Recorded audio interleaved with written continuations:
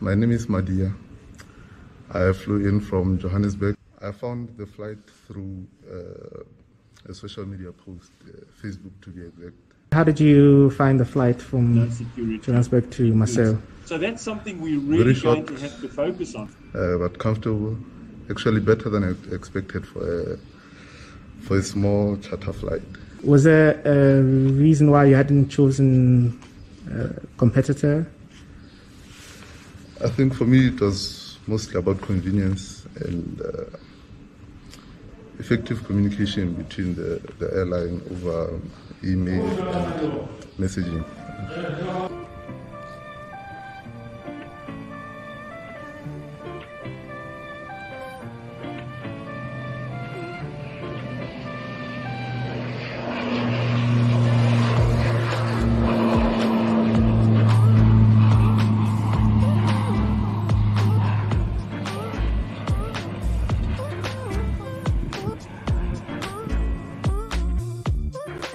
What we also do on the corridors, together with my brother, Ram Pofu, we do road safety and also road transport security assessments on a continuous basis. On the corridors, we work together with the law enforcement agencies, including the intelligence and also the police of the various countries. And we do also what we call joint law enforcement operations. So we take law enforcement institutions from one country into the other so that they can also learn about the tricks on what is happening on the corridors.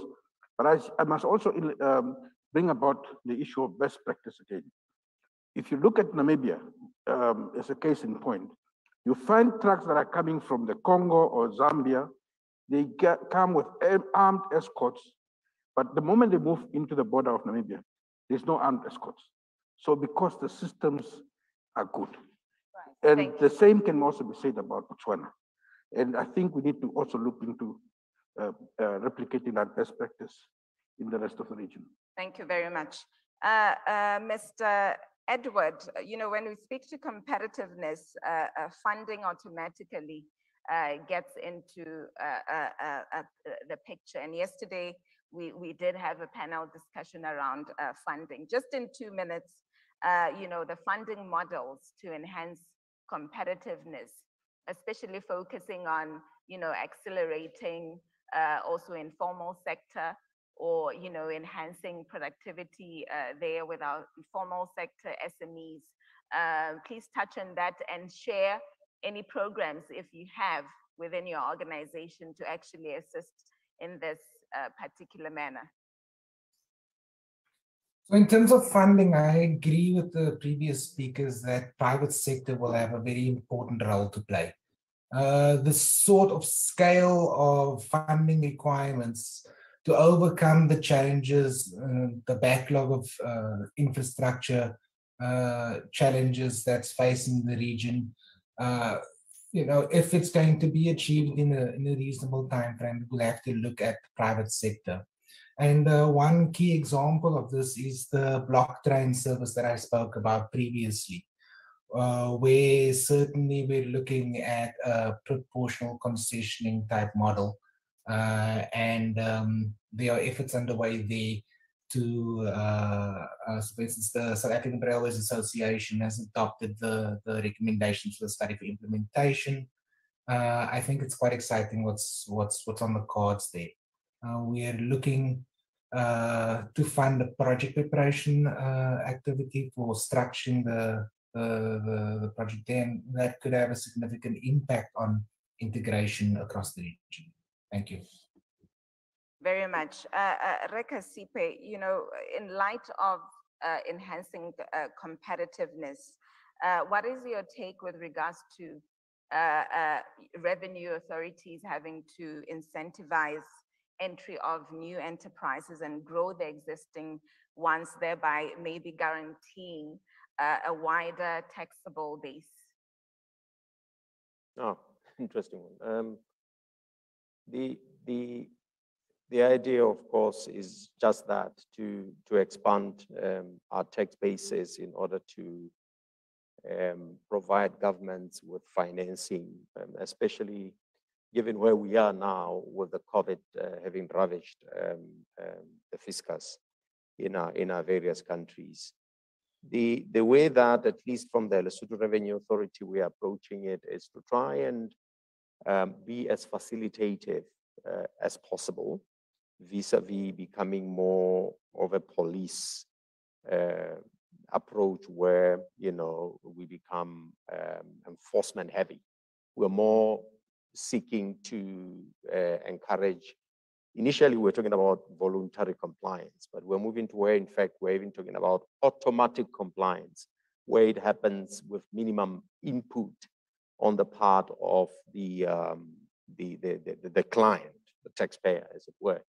Now, you do find that in the space of trade, where we are now focused on issues of collaboration between the two countries, where, for example, we recently interconnected our systems with SARS, Lesotho Revenue Authority, and the South African Revenue Service systems interconnectivity, which is part of a very good effort that's been, or rather work program of the SACU, driven by the Secretariat, which allows data on the RSA side as an export to be viewed on the Lesotho side as an import. And that, as you can imagine, enhances this ability to move towards this automatic compliance, where we can get to a point where, in fact, you don't tell us, we tell you, because we know the data from the other side.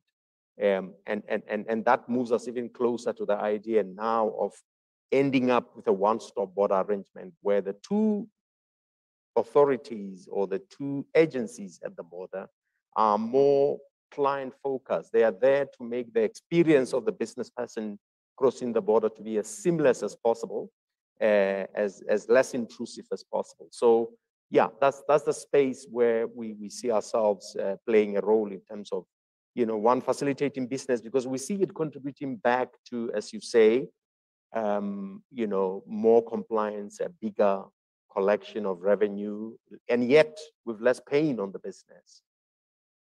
Then there's gross underutilization of our fiscal concessions by our industries. Oh, well, I'm not so sure, to be honest with you, because business is always very aggressive in terms of exploiting any opportunities that are there. So I wouldn't say they are underutilizing. If anything, at least in the context of Lesotho, I'm sometimes left feeling that we have an uncoordinated package of incentives that end up, in fact, costing the fiscus more than it should in terms of cost-benefit analysis. And I think a much more coordinated effort on the part of government to have packages that are well-designed to balance the benefits for business and at the same time not hurt the fiscus. I mean, you have a situation, for example, in Lesotho where for some sectors, they enjoy accelerated depreciation in terms of their tax filing. They enjoy, you know, concessions of zero-rated imports and exports. And all this boil down to billions in terms of revenue that's lost to government, and a better arrangement would balance the benefits for both sides. Thank you very much. As I end with the Rempofu, then I open for the floor. How do we enable, in light of, you know, enhancing competitiveness within the SACU region, how do we enable sectors to grow without necessarily, you know, overburdening with tax? We know that our governments do need tax to, you know, improve the state for, you know, to enable trade. But yesterday I was just thinking, as the Minister of South Africa was speaking to, you know, how much we need to support certain sectors. He, if I remember well, he did highlight on those who are in the sugar industry. And in my mind, I was actually, you know, exchanging with Redishaba Mulode from Business Botswana. And immediately in our minds, what cropped up was that, you know, there has been a bit of a tax increase for those who are within the sugar industry. So how then do we strike a balance? Well, I think it's a it's really a difficult one to say to strike a balance, because of course the fiscus did also a revenue, but I think what is key is what my other panelists were saying in terms of PPPs, and we are the projects that we want to come up with, we ensure that we also give some concessions and allow the private sector to take part.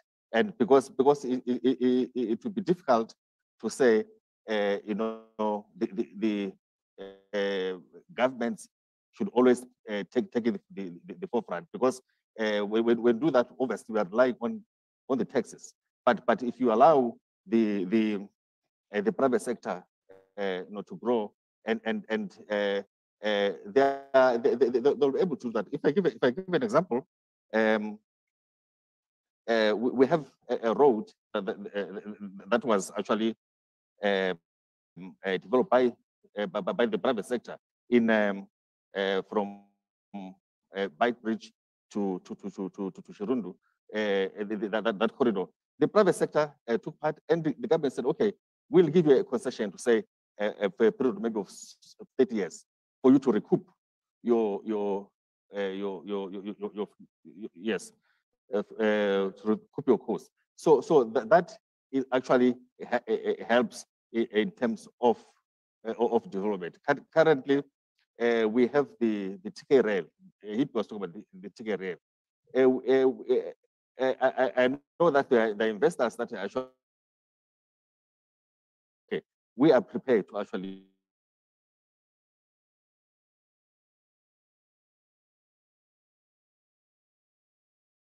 that still have to come in, but them is something that is could actually help us in terms that we don't increase taxes, but we give them concessions. Yes. Very much. At this juncture, let me allow questions and comments on the floor. I see the hands are already up. May I kindly ask our floor coordinators to assist? I already have hands up. Those who are connected virtually, you can kindly please send your questions and comments on the SACU Secretariat Facebook page. I should be able to take your questions and comments there. SACU Secretariat page, Conversation with Africa page. I'm on them now, so just kindly share your comments and questions there. I will start first on the floor.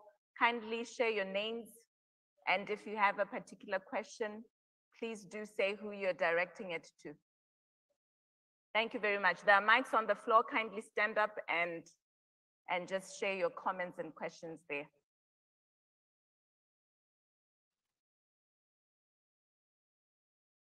Mela Bahetso. Good morning, everyone. My name is Zahir. I'm the CEO of Premier Clothing Group.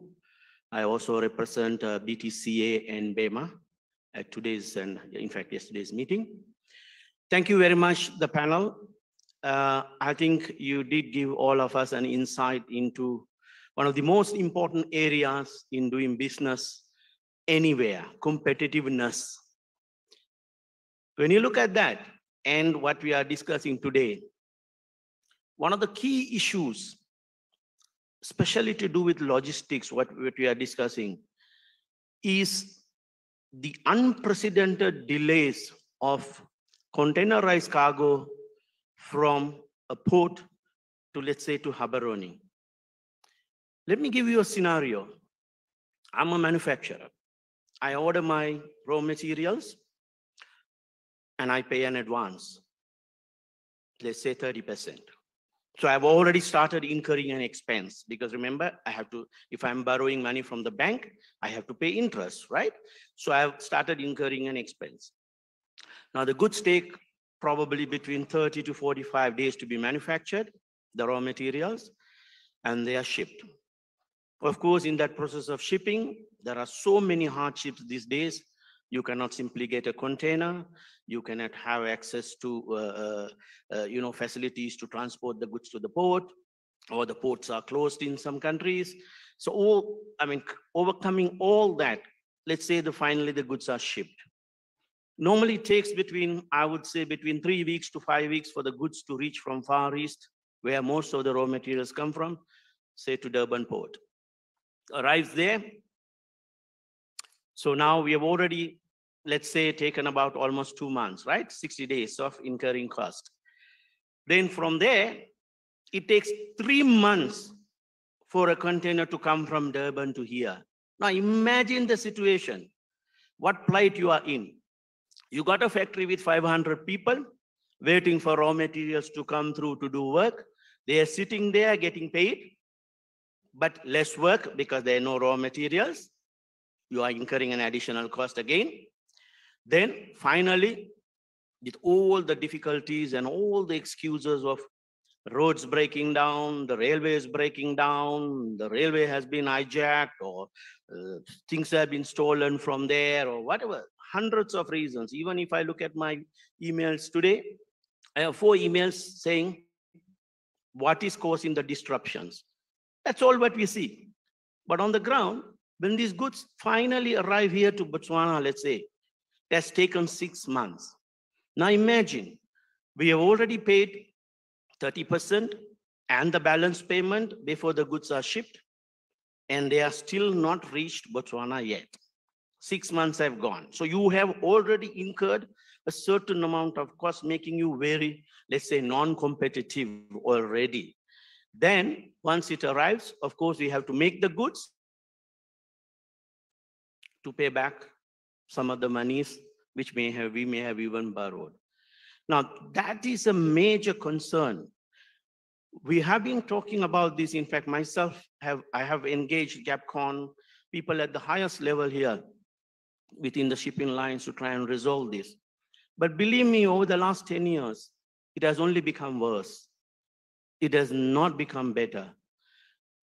Let's say prior to 10 years, it used to take, the turnaround time used to be 3 days from Durban to here. And today we are facing this. So for manufacturers especially, this is a very critical area. The logistics of moving raw materials or even finished products from wherever it is to come into their place of work. So please, I think we need to address this seriously, especially in the SACU region, to see how is it possible for us to get this together. Like the gentleman was saying, it is not seamless. There are too many disruptions in between. Add to that, I'm sure most of you coming from the logistics area know, the cost of freight has gone up by 300 to 400% in the last 6 to 8 months. Nobody seems to have any control over this. All the shipping lines do what they want. Why are we not making a noise? Because there is I cannot find any possible link to say why the cost should go up so much. So that is affecting us as well. Sorry, I'm taking a little bit of time because it's very important for all of us in Botswana who manufacture or import goods. Just one more thing I'd like to say.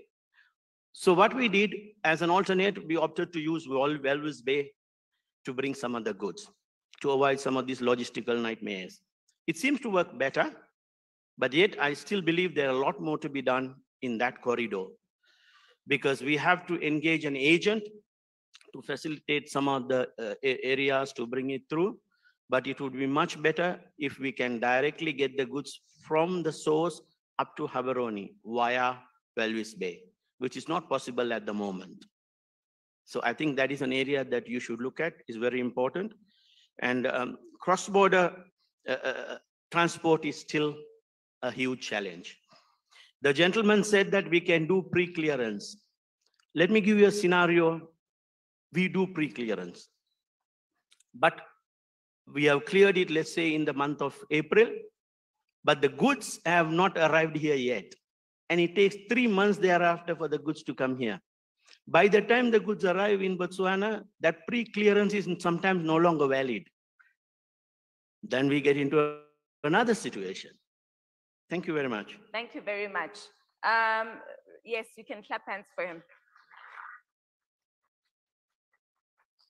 This is how I'm going to facilitate the questions and comments. May I kindly advise my panelists to please note down all the comments and the questions so that we react to them later on. Our session ends at 11:30, so we still have 30 minutes. I'm going to prioritize the ones who are on our virtual audience because on the floor we can easily interact.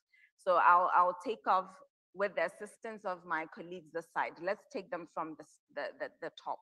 I'll read all of them out. If there are questions and comments, our panelists will respond to them later on. Just a quick question to Mr. Edward from World Bank. Is it only country to apply for financial support, or maybe even us as private sector can apply for such to develop our countries? This is because most when trying to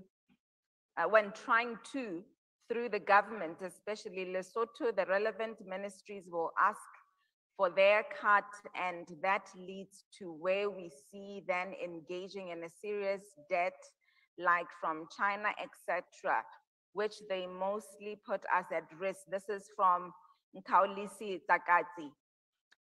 From, okay, as we progress, let's run down, please. From Remo Fokeng, thank you. Just go ahead. Yes, thank you.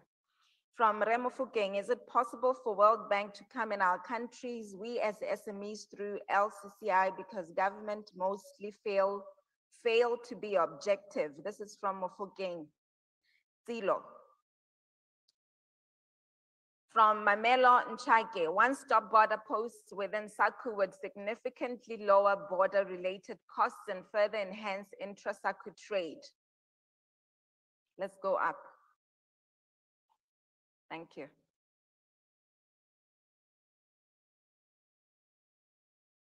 From Maggie, JP, indeed, international best practices are key indeed. A lot has to be done in the SACU region. We need to consolidate and ensure all stakeholders mandated to facilitate trade are on board, as well as to adopt novice systems and technologies adopted globally.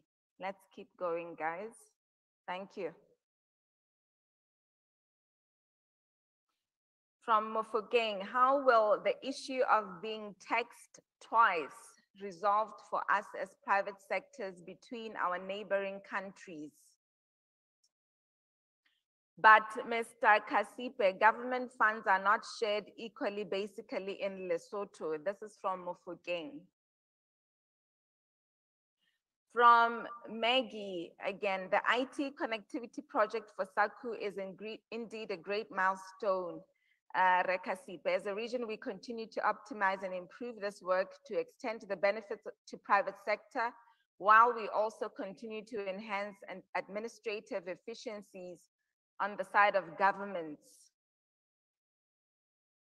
From Christian Naidu, dear entrepreneur or manufacturer, sir, we would urge you to explore using our port of Walvis Bay, Namibia, instead to fast track your raw material shipments. Regards, Naidu. As we continue, there's oh, that's all. And then Eric says, well done to all panelists. I hope our panelists have taken note of all the questions and comments.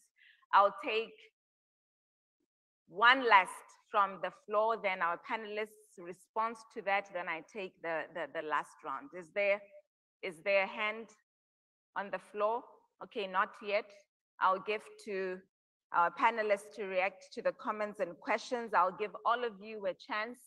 Please respond to that which is relevant to your area. I'll start with Gavin.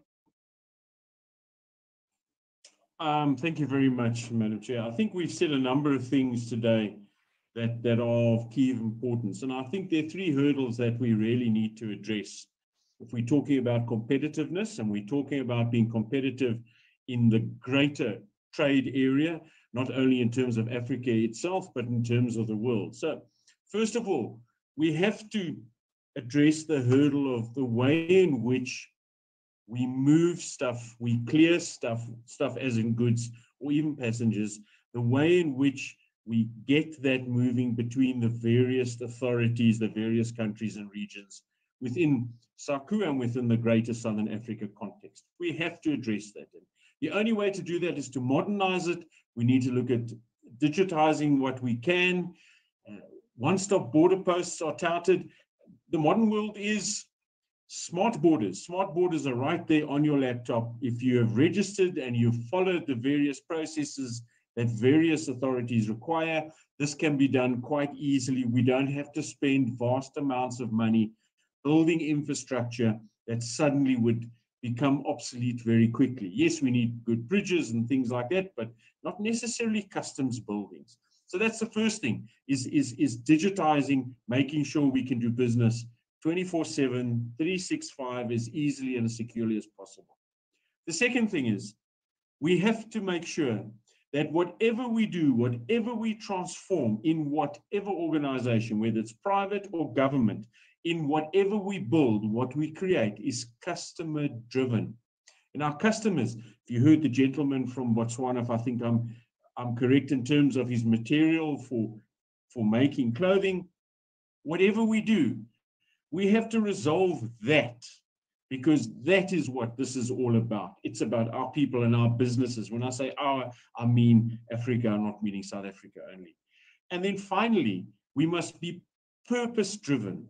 All the organizations that we create can't be created just to be there as an organization. They must have a purpose.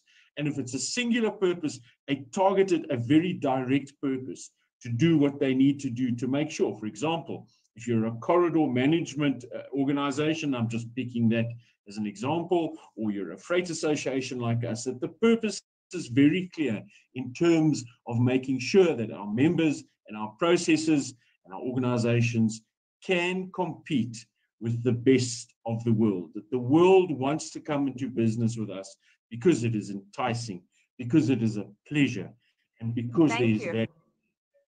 Thank you very much. Mr. Edward, please react to the comments and questions that are related to your organization.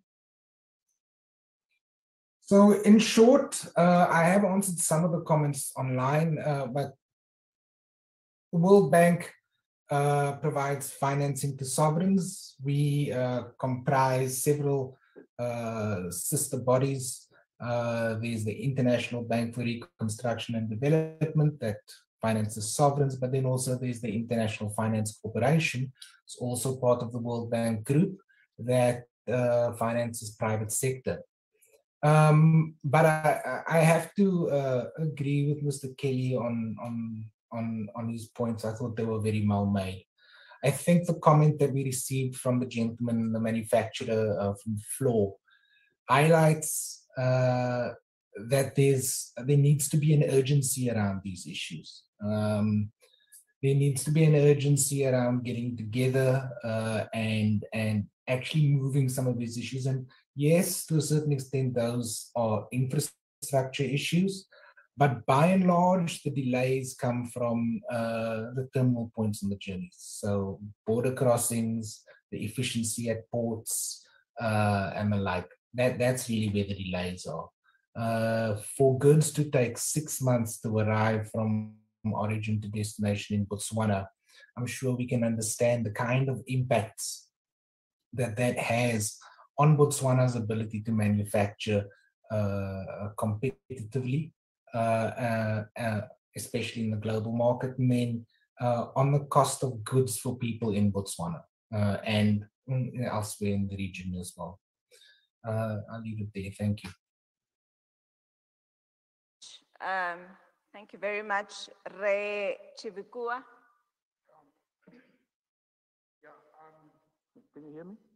Yes, I'm very glad that the colleague from the Manufacturers Association raised that very pertinent and important point in terms of delays of cargo. Basically,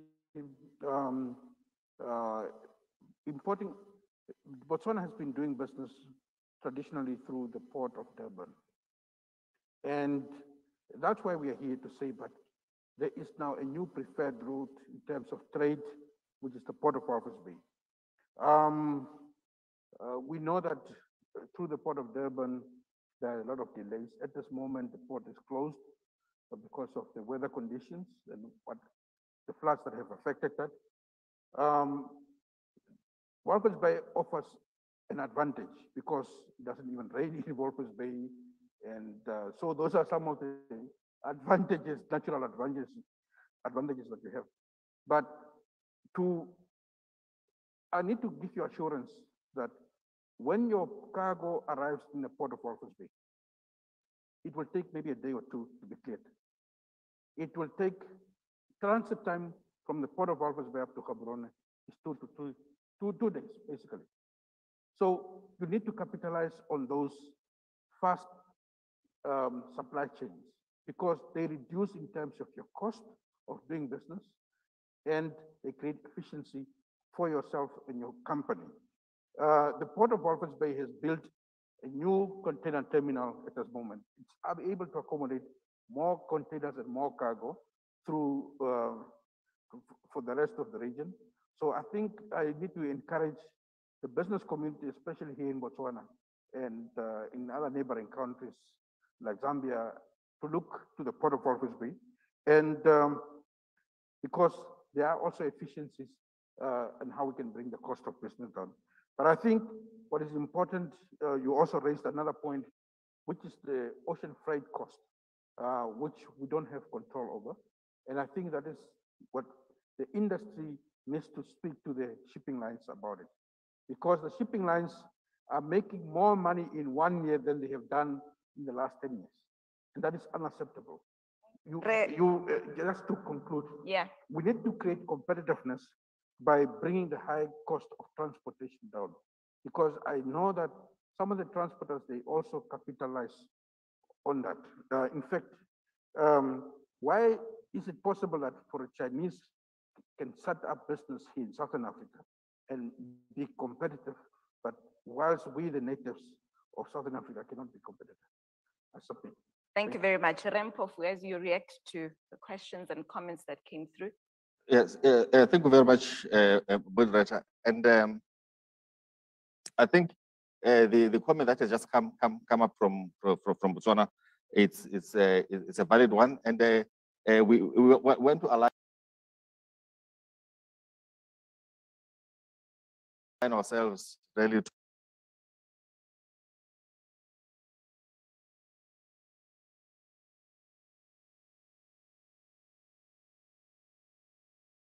to his sentiments that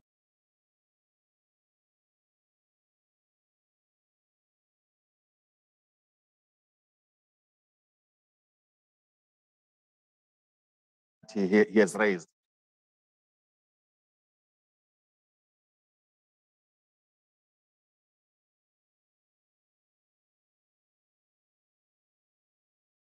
And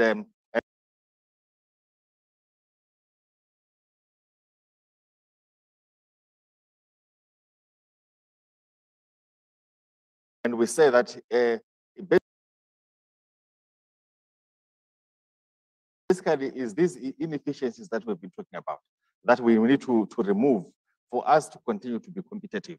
And we can get that advantage by removing these inefficiencies, modernization, and all that. And because agility is very, very key in logistic management.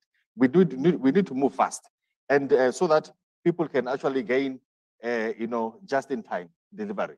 Because people don't actually want to keep inventory. It's very expensive to keep inventory, and it's very, very costly. So hence, just in time delivery is wonderful.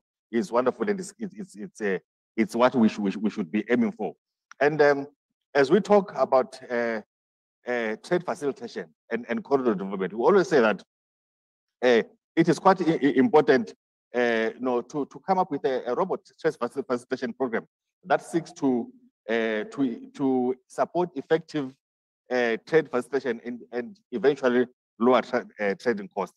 Hence, because why? Because we know that our transporters, our traders, they look to a corridor in terms of its performance of the corridor, performance, what is the indicators that are quite important there is actually the distance related operating cost, so the travel time, which we're talking about, the predictability of the corridor. That is quite important. When you order your raw materials, you want them to be on the production line at that particular time. The reliability of the corridor, that is pertinent. Safety and security, and as well as the hospitality of the corridor. These are actually the indicators that are important. Hence, we are saying we do align ourselves with Botswana, and hence we need to work together. And in fact, I encourage also the gentleman that maybe from here we can also have a bilateral, so that we can discuss further and see how we can move on towards that. Because all that we were saying is what we're aiming to remove on the corridors. Thank you very much. Khasipe, I hope you also noted some of the comments that were shared here. If I may just repeat two. Government funds are not shared equally basically in Lesotho. How will the issue of being taxed twice resolved for us as private sectors between our neighboring countries? As you react to some, please do also react to this. The last one that you talked about, being taxed twice, a very pertinent issue, which has to be dealt with if we are to indeed be competitive as a region and allow that seamless trading across our borders. The arrangement that we have between Lesotho and South Africa, that is LRA and SARS, that I hear has in fact obtains also between Eswatini and South Africa, involves a VAT, an import VAT sort of arrangement whereby once you pay VAT in South Africa as a Lesotho based business or individual, you don't have to pay the Lesotho side of the VAT. The tax invoice that you have in South Africa is considered as payment of the Lesotho VAT because of an arrangement between the Lesotho Revenue Authority and SARS, which sees SARS refunding the Revenue Authority in Lesotho. This benefits business a lot in Lesotho. There are some teething challenges, I must say, lately in terms of making the system work because of complexities that have since crept into the program. But I think the principle is that we need to harmonize our business processes for the benefit of business. One of the commitments on the part of the Lesotho, at least Ministry of Finance, is to always seek to align the rate of VAT between Lesotho and South Africa to an extent that, you know, if it increases in South Africa, we always try and increase it in Lesotho. And this is purely not necessarily a revenue raising measure. It's an acknowledgement of the headache that would result if the rates are different on both countries on the part of trading. Now, coming back to the questions that were raised by the gentleman, the industrialist from Botswana, in relation to the time it takes for him to trade. I think it's quite acknowledged right now that unfortunately we are in a rather tough period where, because of COVID, you know, supply chains around the world are kind of gridlocked to a point that I have discovered, as you're saying, that at the port of Durban, a container can take about 2 months to be cleared because there's a gridlock. There's a pile-up because of a sudden surge that follows the opening of the lockdowns. Then we now have the Ukrainian situation, which is causing further disruption. But for me, what that underscores is lack of risk management on the part of how we as SACU have designed our logistics arrangement. There is lack of risk management. And I think what the gentlemen here are stressing in terms of having some redundancy, where as business people, you are able to use the Walvis Bay sort of port and not rely so much on Durban, so that when there is a weather event, as there is now in Durban, or there is a gridlock, you are able to then utilize the redundancy that exists. And this underscores the importance of, in fact, collaborating and having a master plan of infrastructure that has elements of redundancy, so that when one highway in South Africa, for example, being the major country that is at the port, is for some reason having a problem, this shouldn't ripple throughout the entire region and affect the entire trade.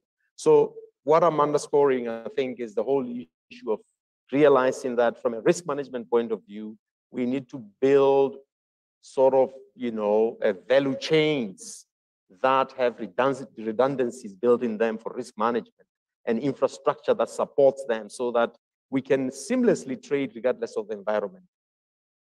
Thank you very much. A round of applause for the first round of session. Our time is 11:17. I have about 10 minutes towards the conclusion of this very session. I'll take the last round. Do we have any hands? Yes, we do. Our executive secretary, please use the microphone next to you. Thank you, Madam Moderator. And let me also thank the panelists for an excellent job in terms of addressing the key issues related to enhancing competitiveness.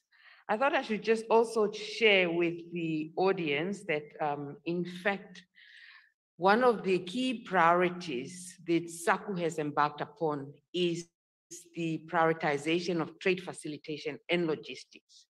Traditionally, we have always focused on customs modernization, but if we are to position ourselves in terms of taking full advantage of the continental free trade area and enhancing competitiveness, it became quite evident that we needed to look beyond just customs and trade facilitation and broadening that to look at logistics as well, transport and logistics. And this is really the message that has come from the panelists, to say that it's an integrated approach that we need, holistic approach that we need, that looks at all the key elements. And so for us, for example, in terms of the SACU Trade Facilitation and Logistics Program, it is prioritizing customs modernization. And of course, we've done a lot of work in that area. The Commissioner General mentioned the IT connectivity. It's also mentioned on the screen, but also one other key element that speaks to enhancing efficiency of movement of goods is also the Authorized Economic Operators Program that SACU is now implementing. And I think that will greatly enhance and reduce the challenges related to delays at borders, and also just the efficiency of moving goods across borders. The other relates to border management, border coordination. Again, this is an issue that has been raised. Transport and logistics, of course, I spoke about that, and cross-cutting policy issues. Of course, in addition to that, as I said, we are implementing the Authorized Economic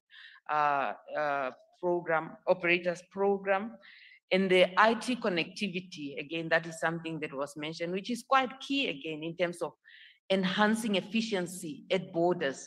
We're looking at, and we have designed and developed instruments that we're implementing that allows to facilitate that process through the unique consignment reference system, which allow that for one, your export would become my import. So data reflection at the same time simultaneously. And so far I believe we have now connected IT. All countries are now connected and can simultaneously exchange data with South Africa. Of course, South Africa is at the center, but we're now working towards all countries also connecting amongst themselves. I think we're looking at Botswana and Namibia now, but at least the key link is South Africa being at the center. And I believe that will certainly address some of the issues that we are looking at. Really, if we are talking about taking advantage of the trading environment and opportunities that are opening up, We can't do that if we are not looking at the issues around transport and logistics and trade facilitation in general. The speed with which goods can move from one point to another is critical. The cost element of that, and through enhanced efficiency, you can actually address the issues of cost. And this is what the trade facilitation and logistics program seek to do. What is however important is that really all key players are part of this process. The corridor management authorities, the corridor groups are quite important in this because for them, as one of the panelists said earlier, they are in direct contact with all the various operators, whether it's truck drivers, clearance agencies, and so on and so on. And so that coordinated approach that involves all key partners become quite important. And we have a committee on trade facilitation that is leading this. And I believe we would want to see active participation of all the other partners as well. And of course, we're also doing this in closer coordination with what is happening at the SADC level, because I don't think we want to reinvent the wheel and ensure that really there's coordination so that we can avoid duplication and aim to use the resources that we have at our disposal quite efficiently. Thank you. I thought I should just highlight those. Very much. A round of applause for our Executive Secretary of SACU. Thank you very much. I'm very happy that you stood up because I was not so free. I thought Madam Kungo was going to fire me from my assignment here because I actually wanted to open up to you and our honorable ministers to contribute towards this discussion. So our honorable ministers, please feel free if you want to contribute also towards the discussion. I think your voice will be very important as well. Before I open up to you, sir, let me just read out some of the comments. Yes, you may, while I'm reading out. From Maggie, okay, very informative presentations indeed. Redundancy, business continuity and operational resilience are critical. Rempofu absolutely agreed on the need for security and safety for the corridors. Great insights indeed from Mokoji. Customs remain an issuer. There is no reason why movement of goods within SACU is so difficult. The relevant tax authorities should do something really. From Botswana, can anyone tell the conference why the industrialists in Botswana are faced with all those import hurdles? When are they going to be resolved? We can't blame the war since this has been going on for the past 10 years. I hope you're noting, and our honorable ministers, if you want to contribute, please just kindly raise your hand. Sir, please do your contribution, then we allow for reaction. Era. Okay, thank you very much. Let me thank the panelists. I think I've benefited a lot from the discussions that have gone on. Just one question or comment on the quality of infrastructure, especially on the side of financing. One of the ways to finance the roads infrastructure is through the toll gates. I just wanted to have a feel, maybe from Mr. Khasipe from Lesotho, on if we use toll gates, sometimes the revenue authorities or the ministries would prefer that money to go to the fiscals, common fiscals, and then be distributed there to do the roads. And I think if we take that road, that route, the tendencies that the roads, the quality of the roads remain not so good. If we give that to the private sector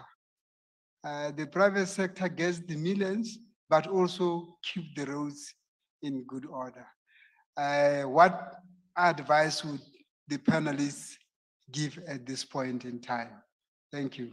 Thank you very much. I would like to, yes, Honorable Minister, please, the floor is yours. While she's walking towards the microphone, let me just read this comment out. Thabo Khasipe and all the panelists, great insights. I really wish you expanded on the risks and mitigation for the entire SACU. Yes, Honorable, please, floor is yours.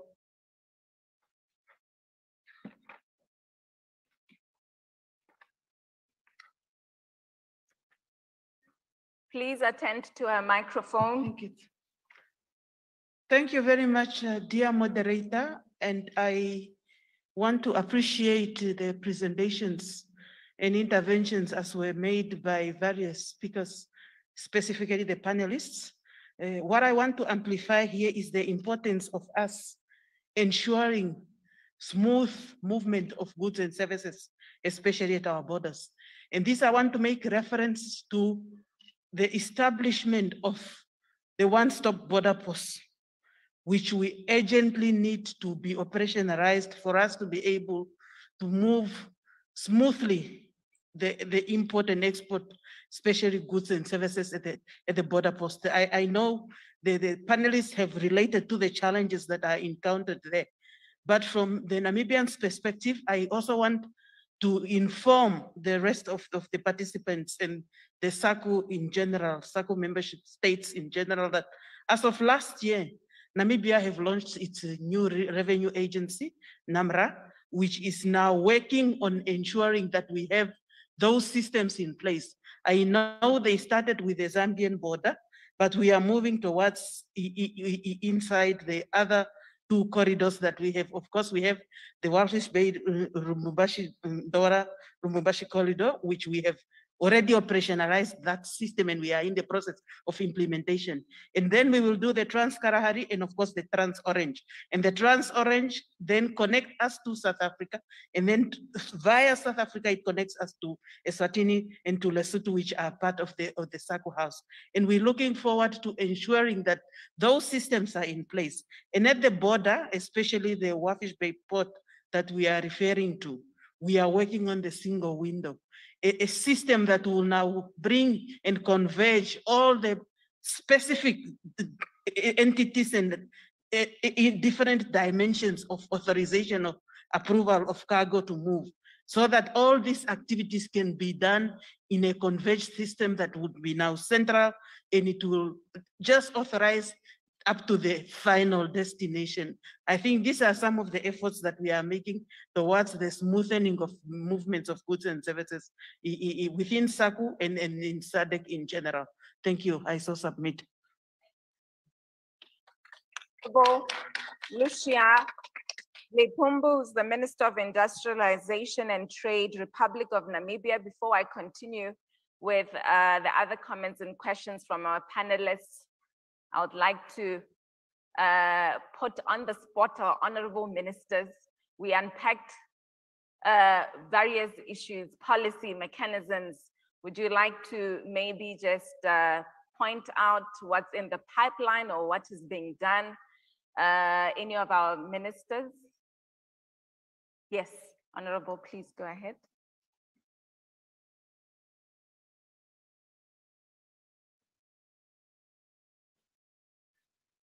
Thank you very much. Very briefly, I'd like to address maybe two of the issues that were at table this morning. I think the first one is this concept of a one-stop border post. Yes. I would like to challenge all of us to really look at our ports of entry and points of entry into our respective markets and prioritize these on the basis of the points of entry that give us the best revenue, and then convert those to one-stop border posts. I really like what I think it's Gavin Kelly, what he said. Let's not be traumatized and be consumed by the infrastructure requirements and the policy requirements, but rather let's focus on digital migration so that we really make sure that we harness the power of digital tools to synchronize our systems. I think the Commissioner General from Lesotho Revenue made a fantastic example of how that has materialized in revenue collection between our member states. And it is simply because the systems have been harmonized. And we should replicate that to many, many different things. The second point I would like to also just speak to, it was not really a major discussion point, but it was mentioned. How do the agencies that we have in our respective countries promote industrialization, and how do they promote private sector development, and how to ensure that the private sector thrives? Because we will only get better if our economies are private sector led. I would like to differ a little bit with the concept that says when we offer more incentives, we'd lose revenue. I believe in the opposite, because as a SACU block, we should remember that we're in competition for these investments with other blocks. So if our revenue our incentive setup, and if our suite of revenue, incentive offering is not competitive, the little revenue that we are gaining from those companies will migrate to other SACU blocks, other blocks within the African continent, particularly where export outside of the SACU market is concerned. I would agree that revenue, I keep confusing revenue and incentives. Incentives for somebody supplying their product and their services within the SACU market don't need to be heavily incentivized for obvious reasons. But if that entity is producing and selling their goods outside of the SACU market, the attitude should be different. We should not be looking at it as revenue leakage, but rather we should be saying this particular good or service is being consumed outside of our region. There's no reason for them to be based in our market, except for the incentives. Therefore, we should promote that. And whether it is central banks, whether it is revenue services, and other entities that make the ease of doing business better, I would like for us to really challenge each other and say, let's be more aggressive in looking at our incentive schemes. Thank you. Right, a round of applause for Honorable Senator Mangoba Khumalo, Minister of Commerce, Industry and Trade, Kingdom of Eswatini. Any contributions from our honorable ministers? Okay, as I proceed, a lot of engagement on from our virtual audience. Let me thank you for that engagement. Okay, from Ramate, this is an informative session and thank you for having us. Roads infrastructure and general transport logistics remain a thorny issue, which if not addressed with intention, all these discussions will remain exactly that, discussions.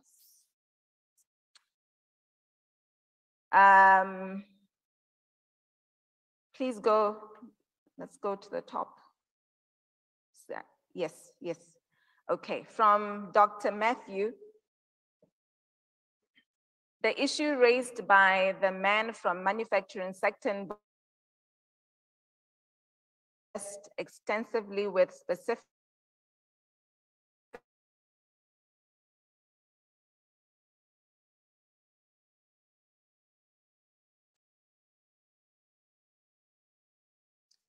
From Majara, business moves to an environment that is user-friendly, incentives help business. Go down. That's all. Thank you very much. A round of applause for our virtual participants. Okay, it's a free flow, so if you want to contribute, you can just raise your hand. Let me check from our virtual panelists. Gavin, would you like to contribute to what has been shared? I agree with everything that's been shared. You will notice I would have posted for everyone on the chat in terms of some of the questions that were raised. So I'm quite happy. Thank you very much. Thank you very much. Edward, would you like to contribute? Yeah, I just wanted to address the question of toll roads that was raised from the floor. Toll roads are obviously limited in terms of their applicability by the volume of traffic that they serve. But that does not necessarily mean that that's the only way that you can bring private sector into helping with the development of infrastructure. We've been involved in Botswana now for several years with performance-based road upgrade and maintenance contracts, and we've been in discussions with the government of Lesotho along the same lines for a little while now.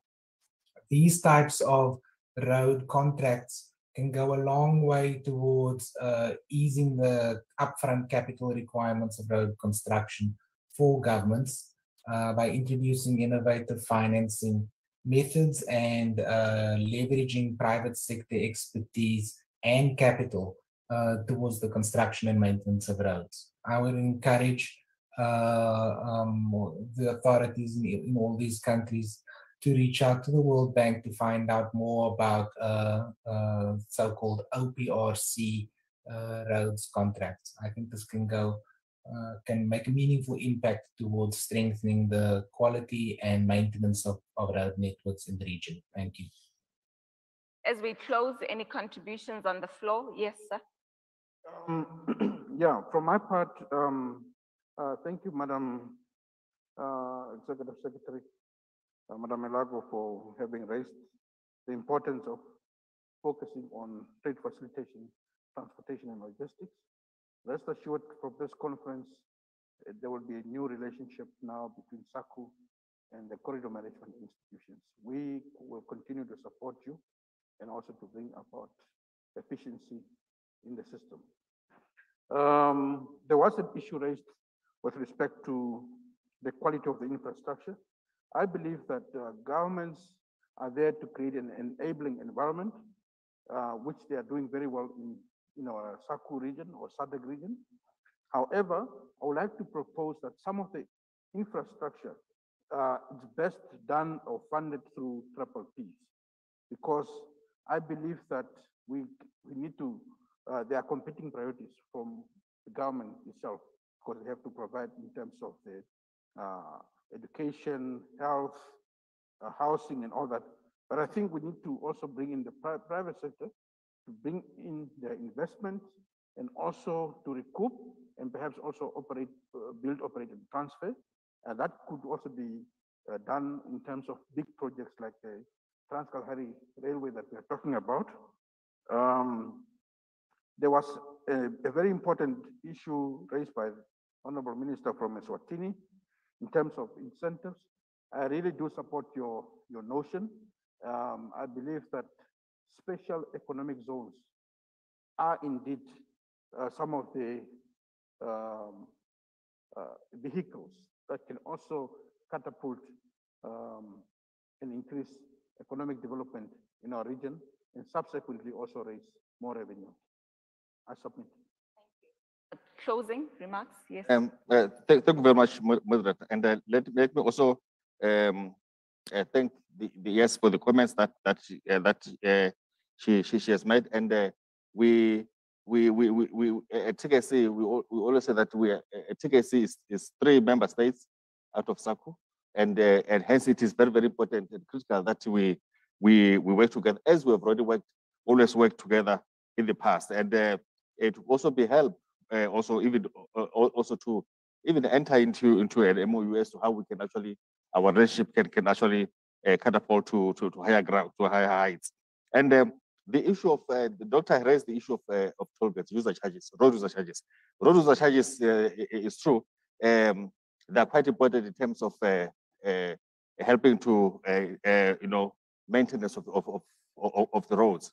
And but again, we also have to be to guard against the issue of which road user charges can actually work best. So sometimes toll gates, they work best looking at the vehicle population, and hence it is quite important. And Botswana and Namibia, in terms of vehicle population, find that we still have a small vehicle populations. And hence, the model that has actually been adopted is the toll fees that are levied at the borders. Some roads are charges, the toll fees, they are distance-based, like Namibia has actually adopted a distance-based approach. So these are quite important. The one-stop border post, yes, as the TKC, we have actually taken a resolution that all the TKC border posts should actually be one-stop border post. And we currently, Mamuno and Boete Post, we are at a memorandum of agreement that is being negotiated.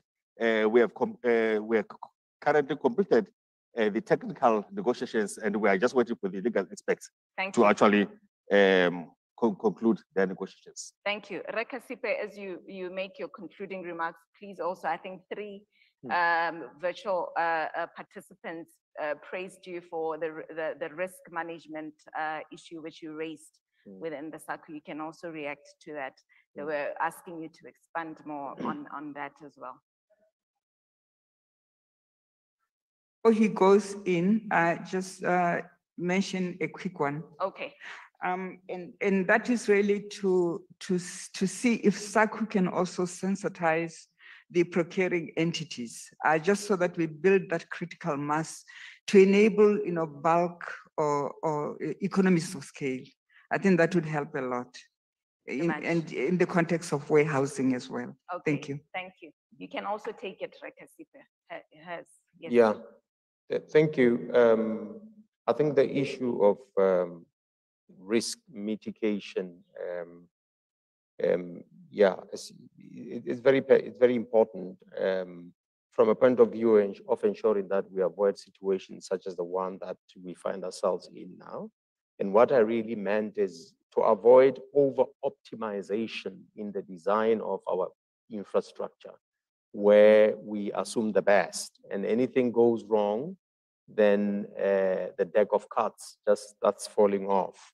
This is why I was saying, I think a master plan of infrastructure, which is based on creating that redundancy so that you don't have one trunk road that is so very, or rather the whole region is dependent on. Anything goes wrong on that road, then there's a ripple effect. Where we've seen cases during major holiday seasons like Christmas and even Easter, where the gridlock that happens at our border posts shows the over-optimization that I'm talking about, which requires us to have some element of options, while also, of course, ensuring that we improve the business processes and also take into account the traffic patterns on the trunks.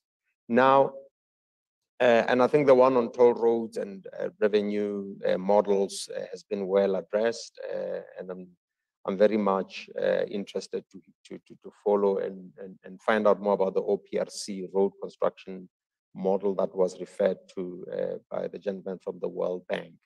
And the minister, honorable minister from Namibia, I think made a very, I think, strong point on one-stop border posts, which I also share the same sentiment that unless and until we make a commitment on this one as a region, we really haven't started. I mean, we're competing with the EU, where a truck just moves through the entire EU without having to do board procedures between countries.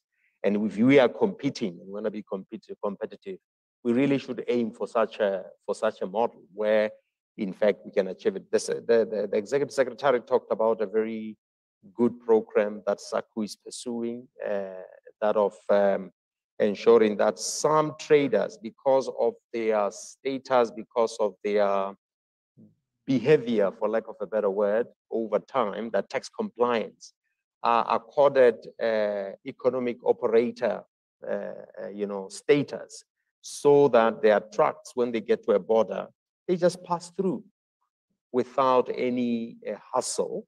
And then we once in a while will do a post-clearance audit just to make sure that their processes are okay. But Let's start first with a holistic sort of audit that ensures that there are systems within such a company, there are audit processes, there is control that would give the customs authority confidence that if I give you the status, it will be easy for me to find the paper trail when I come a year later or 6 months later that assures me that indeed you have been compliant. Yeah, so, but lastly, I really wanted to also address the Honourable Minister from Swaziland's point, which I mean, I take it. You see, I speak as a taxman, and as a taxman, every little cent for me that has to go out feels rather painful. So this incentive structures, which is the point I was trying to make, I totally agree, Honourable Minister, we need incentives because we are competing, as you say. But sometimes it does feel like they are so uncoordinated that every agency of government throws an incentive. You know, the investment promotion agency will give some incentives in form of highly subsidized rentals for factory spaces. And sometimes you find they pay, the utility company throws in better rates for utilities. The revenue authority gives tax holidays, accelerated depreciation, perpetual loss carry forwards. I mean, these people are spoiled at the end of the day. Now, this is a taxman speaking. Perhaps sitting on the other side, not as a taxman, I'll probably see it differently, but that's where I'm coming from, to say, let's coordinate the incentives, let's balance the benefit to the fiscals, and at the same time, competing, yes. That's just the point I was making. Thank you. Thank you very much. I conclude with this comment from Lloyd, virtual participant. He says, it's the job of private sector or startup like ours to create an ecosystem for all stakeholders in the transport value chain, to have enabling technology that allows for seamless integration with smart border systems, to be able to trace point of origin of goods, so involvement of all players and platforms to engage with such stakeholders.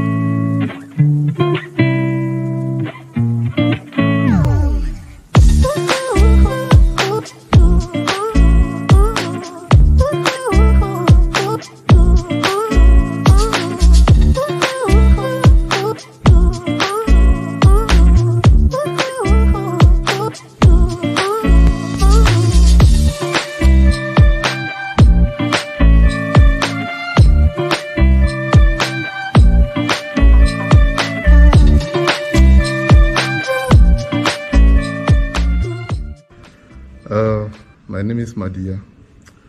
I flew in from Johannesburg. I found the flight through a social media post, Facebook to be exact. How did you find the flight from Johannesburg to Marseille? Very short, but comfortable. Actually better than I expected for a small charter flight. Was there a reason why you hadn't chosen a competitor? I think for me it was mostly about convenience and effective communication between the airline over email and messaging.